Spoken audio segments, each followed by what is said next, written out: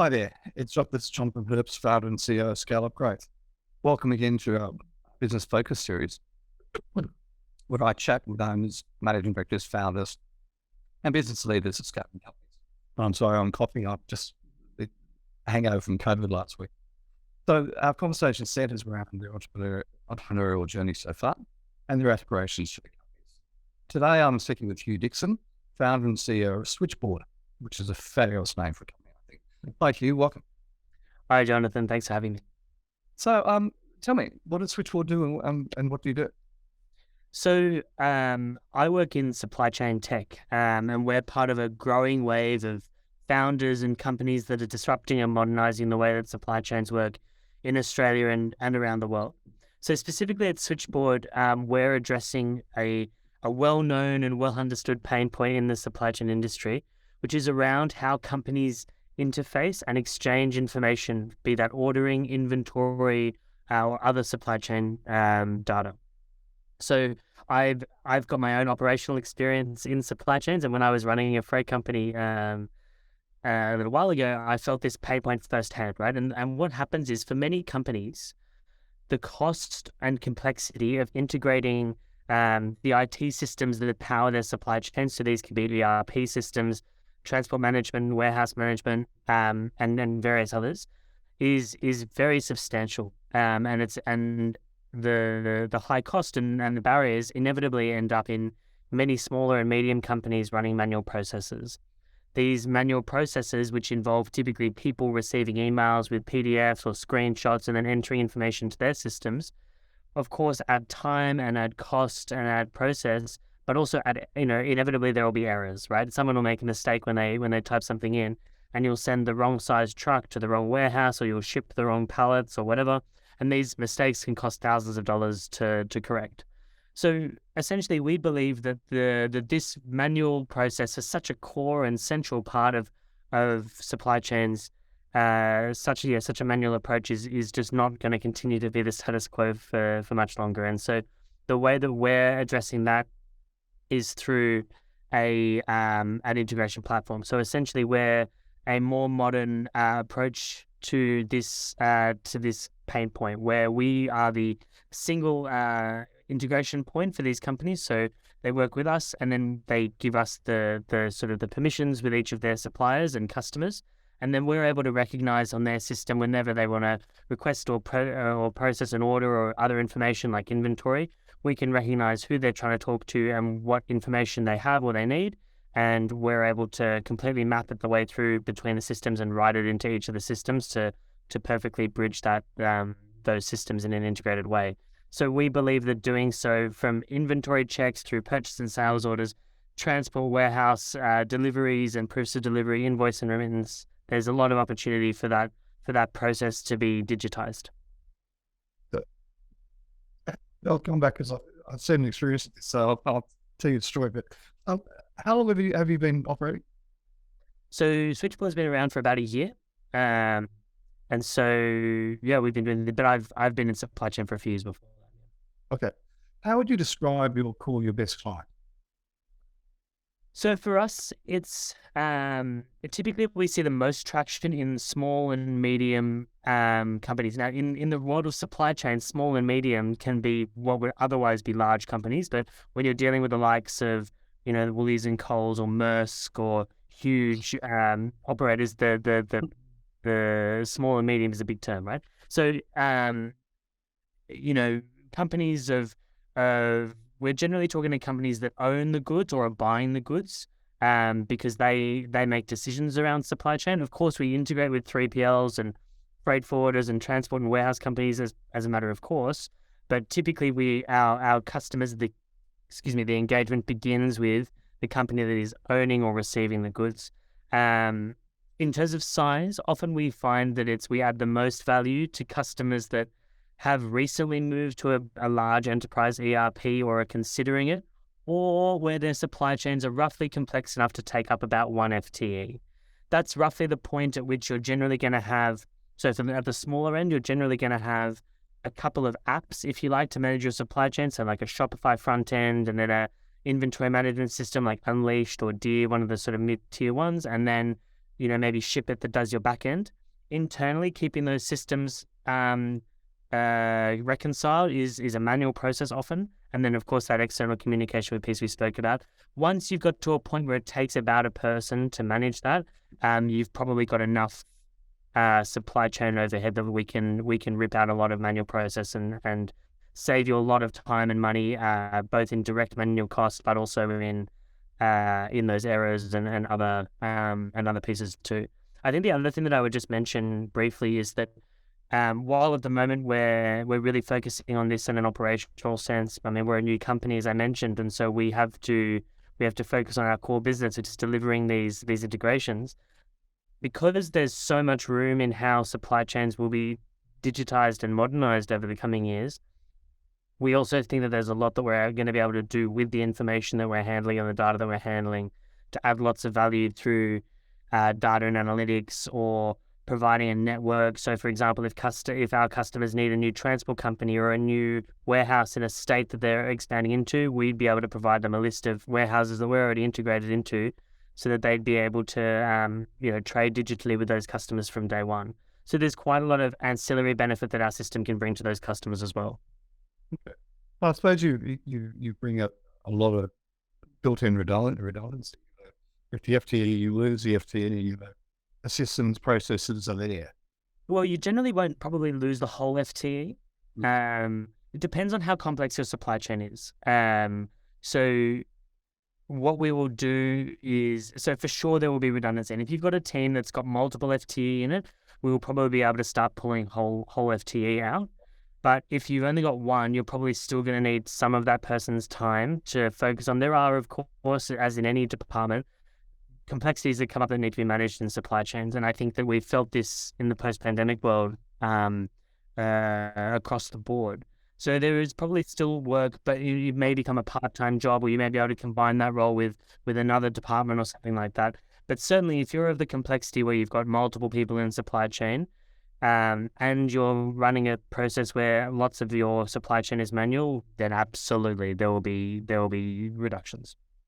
Yeah, it's interesting. I coach the leadership team of the Coles protein factory in Western Sydney for a while, and this is an organisation that processed 56,000 chooks a day, as an example. Wow! And about an equivalent of beef, lamb, and pork, and I'll never forget being there. Lots of robots, lots of all sorts of stuff. Mm-hmm. I'll never forget being there the day that it all turned to crap and the system went down. And they would have a phenomenally complex. Obviously, the workings of the factory would be, and the abattoir would be complex, and then the supply chain that surrounds that is. Yeah, because the supply chain not only throwing it, they had their own factory, but it then had to go into the Coles distribution centres to be distributed to the entire East Coast. And because one robot stops, I think they had their pallets were like half the size for this.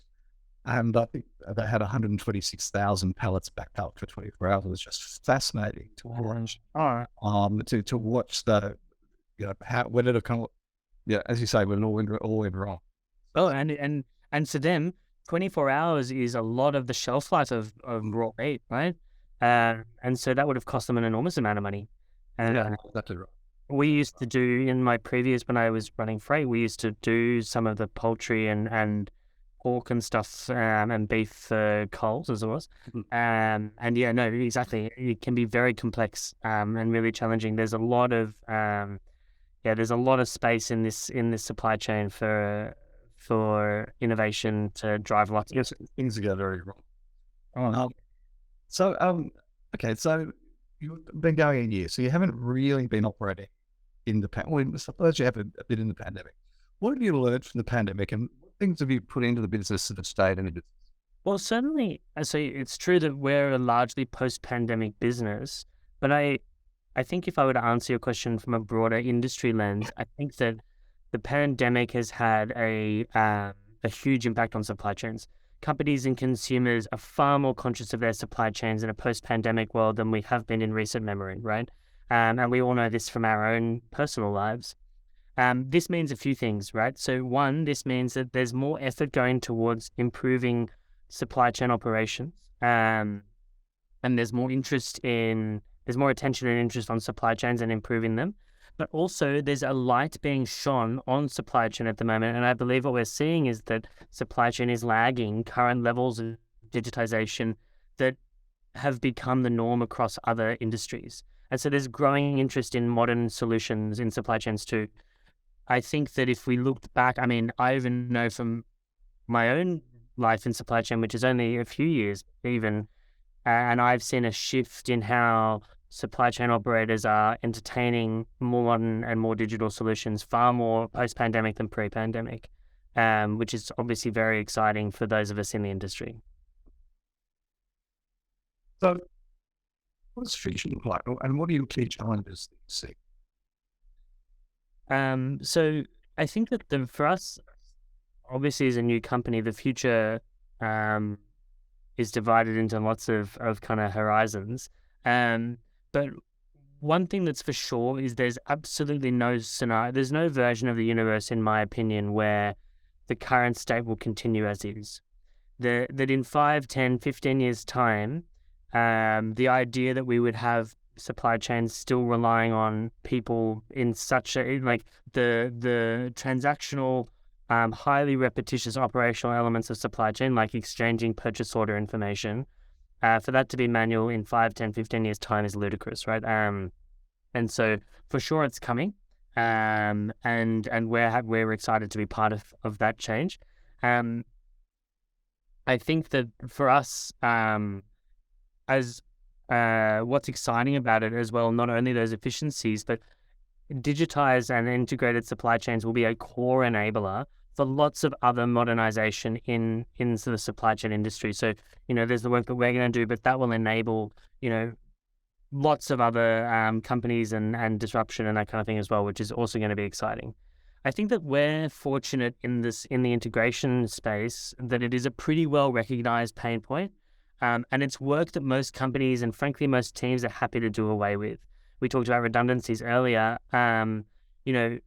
Most people these days are pretty comfortable with the idea of manual data entry is going to be phased out. And so that means that our kind of barriers to adoption and process change aren't as high as they have been in the past. And that's especially true post-pandemic, as we were just discussing earlier.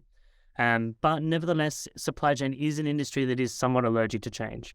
And certainly parts of it can resist. And so for us, the challenge is even in that context of wanting to see that growth and that modernization, for sure there is going to be challenge in getting people and companies comfortable with it and getting that process change managed. And that whenever you introduce, a new software that replaces a previous manual process, that's just part of it, right? It's all about management when it comes to this change. Say people don't like change and avoid it if at all possible. So that change management becomes a critical part of success, I think. That's exactly right. And we need to demonstrate to our clients, and we're lucky again. I mean, it's pretty easy for me to put numbers to it and to demonstrate to customers just the magnitude of cost and efficiency impact that we're able to have.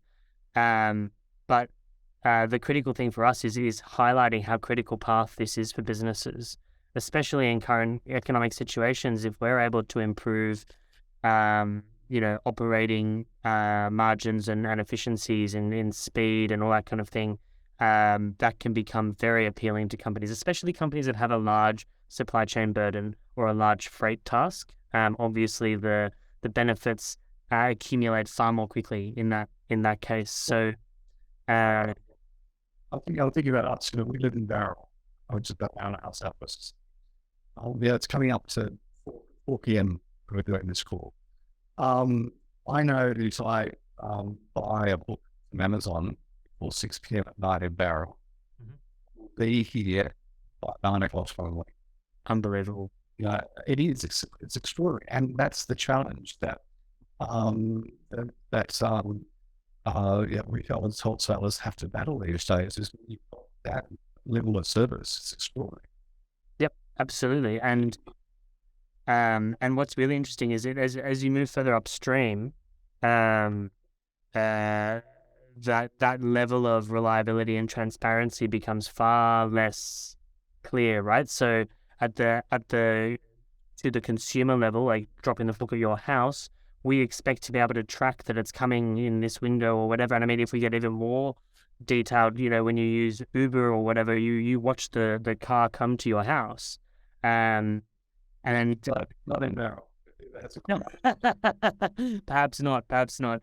But that while that is the consumer expectation these days, exactly as you've just outlined, right? Even in barrel, you're getting your book by 9 o'clock tomorrow morning. Um, but that level of technical sophistication doesn't permeate much upstream, and companies have no idea where their containers are, whether they're on the ship or not, or where their trucks are. Did the goods go anywhere? Did you receive my order? Like, there's a lot of gaps in the process that still exist, and as customer expectations continue to rise towards that level of service, supply chains are now going to be forced to. I was about to say that. I think it's something that I use Amazon as a case study around one of my central strategic things, which is make it easy. If you make it easy, if you make it easy for your suppliers, you make it easy for your staff, you'll win. Yep. And Amazon, that little one click yellow button, which they're copyrighted. That's it. For the moment you press it, exactly where your order is at 80 seconds of time. It's automatically takes money from the guy. Like, it's easy, Frictionless, right? It just happens by nature. Exactly right. And makes it hard, isn't it? I want to order from the local shop, but the times when it's just Possibly compete with that, right? Yeah. so. Yeah. So so you've been a business owner, at least in this business, for a year. What do you reckon has been your biggest learning since you've been a business? Oof. There's lots.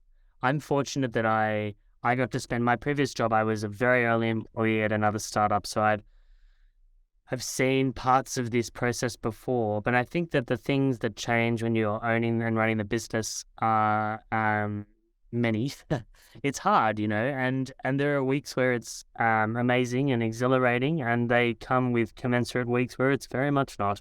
I think the thing for me has been twofold. One, and perhaps this is typical of people the sort of people who become entrepreneurs, but it's very easy to get fixated on what you're trying to achieve and what your short-term and medium-term goals are and that kind of thing, and to lose sight of everything that you've achieved and managed to do so far. And so I think the first thing is not losing sight of that and bearing that in mind. Like, what you're trying to do as a business owner is hard, right? Most people choose the safe path, and so it's okay that it's hard, and it's hard for everyone at different points, and that's all right, and keep in mind that you've achieved a lot of other things, even if your current goal is still eluding you, and give yourself permission to take an afternoon or a day off whenever you need to, right? Like, you will work far more than anyone else ever will, right? Like, because even when you don't think you're working, because it's your business, you don't notice it as much. But like, I've gone to the end of a week and be like, hold on a second, like, I literally did nothing else this week. I got home and I was like back at the computer doing stuff, or you're talking to people about it constantly. And so that means that if you have a random Thursday afternoon where you've got 3 hours clear, go to the beach or go spend time with your partner or your family or the dog. It doesn't matter, but like, where you can take a bit of time, do, because you will give it back 1,000-fold without even realizing it. Naki, that's a great piece of advice. I coach the concept of focus days, preparation days, 3 days. Right. And, the focus days, so my business, I'm a CEO coach. I only coach Tuesday, Wednesday, Thursday. Right. I only coach 1 week into. Now, I'm very, very, very busy. Yeah. And I'm very focused. Every Monday is my I meet my team. That's when we do the planning. That's when we focus the team for the week ahead. It's when we, with our marketing, with our sales, with our, the whole thing is happening. That tends to be Mondays and sometimes Friday mornings. Friday mornings these days I'm now in preparation time. I'm now focused. Firstly, I'm focused on learning more and more about AI because it's changing words. So that's it's Friday afternoons. At least once every 2 weeks, I'll wipe out lunch, take the day off, and I'm lucky I set my business up in such a way that in the mornings I've got 2 young kids. Up until 9:15, my focus is on them. Yeah, perfect. And they get to bus home to my office, which is fabulous. So they're taking that freedom. So we've got to do this further. I had a client, a major functional food company, so food delivery to your door. And they did, started in the garage, 8 years later, 250 staff, big factory, everything else. And they took me on and I came in and said, right, when was the last time you had a day? See this, go on the chief founder's face. I said, when was the last one you got to celebrate? Because that's the other part of this. Yeah. I said, we've never. I said, you've been going to hell 8 years, 8 years, 3 months. Right. Okay. You haven't thanked your staff and stopped. Had a solution. And so, we did a really simple thing. Turned out, 3 weeks after they started with them, was the date of the first delivery. And one of the founders actually did the hand delivery. Really? So we stopped the factory. We stopped the factory 3 times because we're running 24/7. We go and one of the other things, all white workers worked away from the factory, which was my idea. It might be. So we got all the white collar workers to go out for 3 shifts and just say thank you. And the founders told the story. And lots and lots of blue collar workers worked in this factory, 250 of them. We gave them all 1 cupcake each with a number 8 on it. The morale and the culture of the business just soared from that moment on. All it took, right? It was a cupcake and a thank you, right? Exactly right. And I coach every year. We do quarterly sprints. The end of each quarter say thank you. Yeah. No, I think it's a great thing to do. I mean, the reality is that no one ever does this by themselves, and your team is your most valuable asset, right? Exactly right. Exactly right. Great point. When you think of the word successful, what comes to mind and why? So I think that and this is a biased or arguably self-serving answer, but I think for me, it's success to me is about people who have found a problem and solved it. And in so doing, created a business that caters to that problem. I mean, that's what entrepreneurs typically do. And so but it can also be, people who run a big department at a corporate or whatever that's done a big change or a big turnaround or something like that. To me, it's about problem solving. And that's what really motivates me and gets me excited. And so, for me, my mind goes to, founders like, Adam Jacobs at The Iconic, Mel Perkins at Canva, Matt Barry at Freelancer. These guys and girls who, have, as I say, found a problem and built a really nice solution to it. That to me is what is really important. And so, yeah. Right. That's my favorite question. Because we get so, I think, what's the number 8? But we don't quite feel it. And that question is one I always get. I'm sure you get lots of different answers. That's great. Are you a reader? Could you recommend any books or podcasts or business autobiographies? So I am both a reader and a podcast lover. I'll confess that my podcast listening has traditionally been more for pleasure, although I'm increasingly getting into business-themed podcasts. A few books I really like. One, Trust Me, I'm Lying by Ryan Holiday is a classic, is really, really interesting. If you're working in or dealing with a business that has to do digital marketing, which is, all of them, Um, I'm at a stage of business life where Traction, the Gino Wickman book, is another one, another classic as well. So those two are kind of the businessy books that I'm reading at the moment. I think for me, I always try to have as well another interesting book that I'm reading that's unrelated. So at the moment, I know that I'm decades late to the party on this one, but I'm reading Wolf Hall by Hilary Mantel. Yeah, always try to have it. Always want to have a sort of something else in the mix too. Yeah, excellent. So I tend to focus on detective crime because Yeah, it's nice. actually way out Yeah. where I am. And that book Traction, like is a classic. It's one of the key pillars of why I coach. Gino and I were coaches together. Oh, right. Scouting up coaches. It's there's a number of particular things in there. The meeting rhythms, the meeting cadence, focus on 3 to 5, no more. Like they're classics for people like that. No, that's right. And multiple people have recommended it to me. So yeah, no. The other one, look at it by Gino, he is where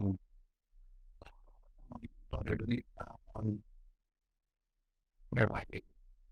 Well, he Awesome. I can't say about that, but he wrote a book about he talks about integrators and visionaries. So, I use that in this way, but like in my business, my unique abilities are coming up with IP, simple to execute IP for founders and CEOs growing businesses. It's coaching CEOs and leadership teams. It's doing what I'm doing right now. But the whole operational piece behind that, I'm absolutely. So I've got this series of people, Gino calls them integrators. The operations team and the process team, I'm really get that this is your business. Like the only bit in this process that I'm and I'm involved is this. The people to recruit you, to recruit the other speakers, that's all done based on the process I put together. It's some little stuff. The video is going to be done by Vitaly in the Ukraine, Maria in the Philippines, does all those social media, etc. Like, so the visionary and the integrator being like all a series of people like that. And Gino, that's a great A2 Bro particularly. It's a great listen to learn. Oh, absolutely. This will not feel like Right. Okay. Last question. Any last piece of advice or parting words to entrepreneur? It's fine. I mean, as a relatively new entrepreneur myself, I suppose I could only say, I can only speak on people like kind of on the precipice or who are thinking about or in the early days of it. I suppose that, my sort of thoughts would be, in addition to what we talked about around, taking time off when you can and all that kind of thing. I think that like I would say I love my job and I can't imagine doing anything else. If entrepreneurship or founding a company, starting a business is something that's interesting to you, I can only encourage it. I mean, of course, be sensible, especially in this economy. But on balance, it's an amazing thing to do. And if you are someone who's the sort of person that finds this kind of work exciting, it's I think the best job you can have. Like at it for it. Pretty much. Be sensible, but go for it. Yeah. That's like when you look at Hugh which he talks about being a new one, but they launched a year ago. I'm sure you think he's up to use you praise him. You achieved a hell of a lot in that short period of time. Thanks. We're trying very hard. Thank you. Thanks so much for having me. It was great. No, I really enjoyed it. Thank you so much.